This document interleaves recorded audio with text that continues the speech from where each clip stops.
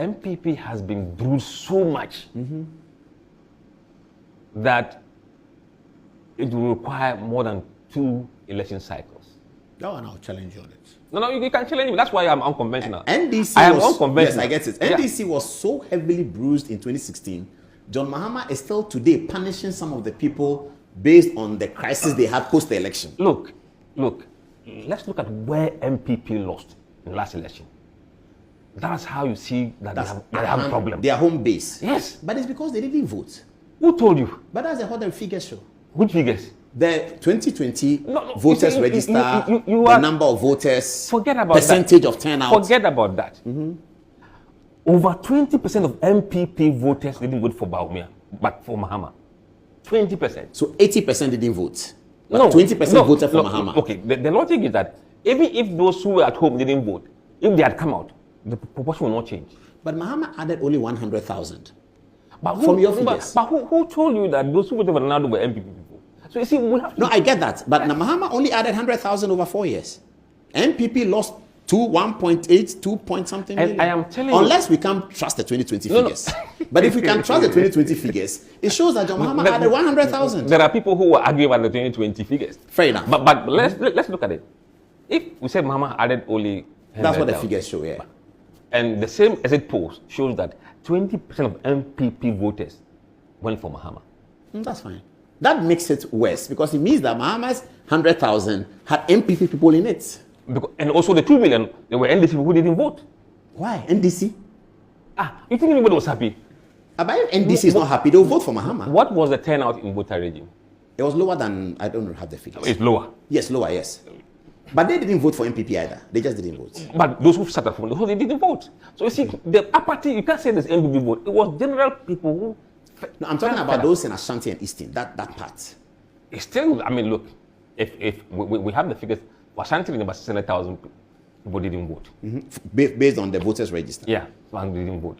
And then if you look at Eastern region, in fact, Eastern region didn't vote, but a lot of them who voted for Mahama. So, including MPP people, you think? Yeah. So look, their party was across. Eastern region, Akufo-Addo's home region. They nearly lost. They were also angry with him. Everybody. How was the vote in Chebe itself for Kingsley? Did he increase?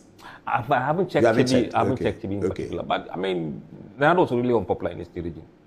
I guess it. That John Mahama will not be on the ballot in 2028. Does it change anything? No. I mean, for now, he will not be. We don't know what the constitutional processes will bring. But for now, we know he will not be. Look. The crystal ball, from what I see, is that NDC will be led by young people. No, the presidential candidate. Yes. Not Asedu Nketia. Asedu Nketia, we know, is the undisputed I know presidential candidate of the party. He's a massive figure, but he's somebody who loves data. If the numbers doesn't work for him, he won't stick his neck out. Or you think that he will do his research? Absolutely. And if he comes back as a younger person, absolutely. So MPP should prepare in a younger person. Well, they have their own problem. Which is how to deal with the Baumia factor. Absolutely. And that's a big problem. That's the biggest problem. Because if they don't deal with him very well, the North will gang up against MPP in the future. So MPP is running into a catch-22 situation. So, yeah, they have to be very careful. If you take him this, if you don't take him that. I think, look, if you ask me, unless he himself says, I'm not going to go, I'm taking a back seat, then I think all will be well. But if he contests... Oh, but he will contest. And if he does contest, I think he will win. Yeah, he will win. He will contest. I think he will contest. If he contests, he's most likely to win. Yeah, but with probably narrow margin. Worse than the last time. But he will still be the candidate. Yeah, I'm saying that. And then we come back to the general election, the same issues. But he's young. So if he has a Omanebo Ama or some young person, and he's second time on the ballot, people will still reject him? You have to be able to wipe out your sins that the party has accumulated before 2024, and whether NDC is able to steer the ship in the right direction to 2028. If they're able to stabilize it, I don't think MPP will come to power 2028. So the only hope for MPP is that NDC runs a bad government. Yes. But John Mahama knows that. that if he runs a bad government, his party will lose election. He doesn't want to go back the way he went back the last time. So it's up to them. So it's up to him. It's going to be a big deal. How did you know President Mahama was going to win? Was it just raw research? You know, for us it was quite easy. Easy? Yes. Okay. Absolutely. For 3 years, we knew Bombshell was going to lose. Whoever NPP elected was going to lose. Oh, that's interesting. Whoever NPP elected, whether it was Alan Chemati, was going to lose. Do you think Alan Chemati would have lost? Yes. Are you sure? Yes. If he was a Ashanti chief, would he have lost? Yes.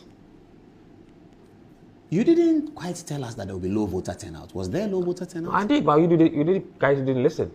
Oh, you said there would be low voter turnout? Yes. To the percentage that we saw? We gave the warnings for Ashanti region, warnings for Eastern region, for Western region, Central region, across the country. But even in voter, there was lower than 2020. Yes, across. But why was there low voter turnout in, say, Volta region? No, it was because of the people were disillusioned with the political class. They voted NDC in the past. They haven't seen changes in their lives. They've given NPP 8 years. Probably things got worse. Why should they continue to vote? Oh, so that was a general thing? Yeah, it was a general thing. So then President Mahama has a responsibility to save the political class. Absolutely. If he fails, this democracy will be dead. That's dangerous. Absolutely. Oh, so we've gotten there where the people are beginning to... Rawlings used to worry about that. That if we don't do this thing, the people will say that this democracy doesn't work. Are we nearly there? There was a survey that was done about 2 years ago when the junta took power in Niger. And we did a poll. In Ghana? In Ghana here. Relating to what happened in Niger? Yes. What did they say? Over 55% of Ghanaians backed the coup. You are right, because we all saw what happened at Independence Square. Yeah. When Traore mounted the stage and when he was announced. Yeah. People want coup? Do they miss Rawlings? No, you see, a lot of people didn't see Rawlings. Yes. Look at the Ghana's demography in terms of voters, younger voters. Yeah. I mean, they weren't there when Rawlings At was all, there, at so all. they didn't see that. Most of them were not even there when Akufo-Addo arrived in 2016. Absolutely. If you look at the age thing. Absolutely. So, what they've seen in other coups. But they want Niamey and Burkina here. Because you see, there were two types of coups. There were bloody coups and bloodless coups. What we saw in Burkina Faso and Mali were not that kind of coups we knew happens in Africa. So they saw that kind of coup to be, yeah, this one is cool. We can have that kind of coup. But don't they see Ghana as a better country than Mali and Burkina Faso? They haven't been anywhere else. They haven't seen Burkina Faso and Mali? No. So they think it's a Niger because they have a military guy who gets things done, that Niger is better than Ghana? Look, when people get frustrated. Why are they frustrated? Look at what they've gone through in the last few years. Yeah, when did this start? Because 2017 to 2020 was super. Akufo-Addo, there was nothing anybody could say in 2018, for instance. If the elections of 24 had happened in 18, NPP would have won it. You see, politicians assume that once he was popular in the past, he's still popular. Still popular. That's true. That's dangerous assumption. Assumption. We've seen them fall from grace to all of them. Absolutely. In Nkrumah, everybody comes in with a shout and then goes away. The political terrain so changes quite rapidly. Excuse that international processes had created an economic problem did not wash. Nobody cared. No, look, people didn't buy into that. Is it because they didn't buy into it because they heard it, but they also saw that there was corruption? Let me tell you. I think there was no sense of urgency on the part of the government to show leadership in addressing the issue. Thank you, Mussa Dankwah. And sorry about our ridiculing. We will learn from